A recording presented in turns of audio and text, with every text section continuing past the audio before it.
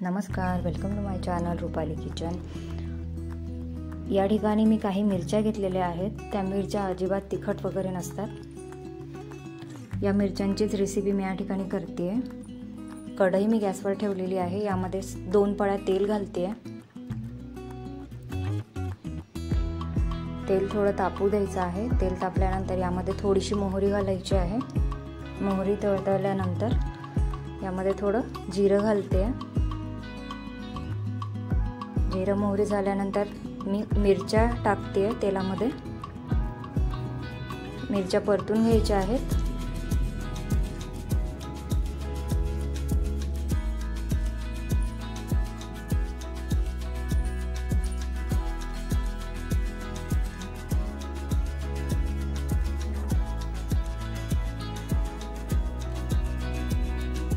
आता यामध्ये थोडीशी हळद घालायची आहे आणि चवीपुरतं मीठ। पुन्हा हे मिक्स करून घ्यायचं आहे, परतून घ्यायचं आहे। तेलामध्येच या मिरच्या थोड्या होऊ द्यायच्या आहेत।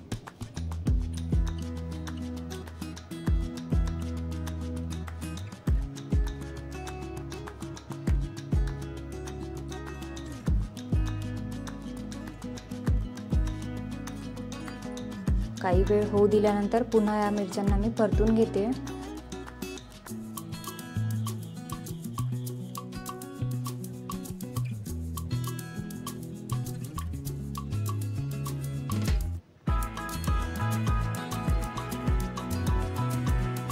यामध्ये तुम्ही धनेपूड, जिरेपूड सुद्धा ॲड करू शकतात किंवा आमचूर पावडर सुद्धा ॲड करू शकतात।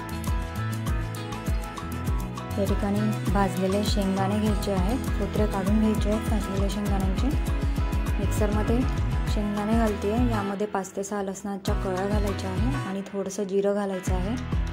आता हे मिक्सरमधनं बारीक करून घ्यायचं आहे। मिरच्या परतून झाल्यानंतर यामध्ये थोडं दही ॲड करायचं आहे। तुमच्याकडे दही नसेल, ताक असेल तर तेही घातलं तरी चालेल।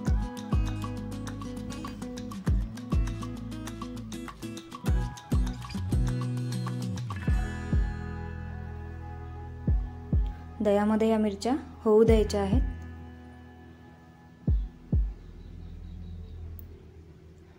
मिरच्या शिजेपर्यंत होऊ द्यायच्या आहेत।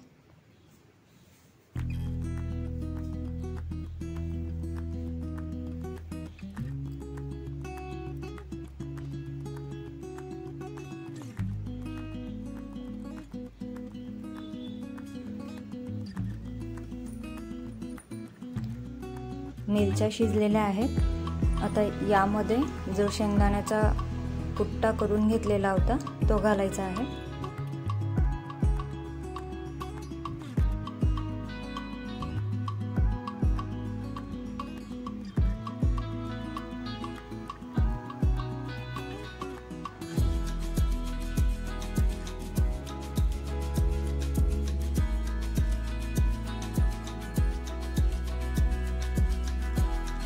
आता हे मिक्स करून घ्यायचं आहे। याला 2 ते 3 मिनिट असंच होऊ द्यायचं आहे।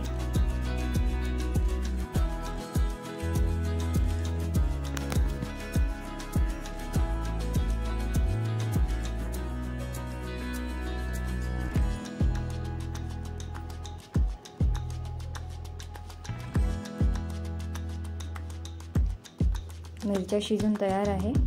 तुम्हाला रेसिपी आवडली असेल तर चॅनलला सबस्क्राईब करा, लाईक करा आणि शेअर सुद्धा करा।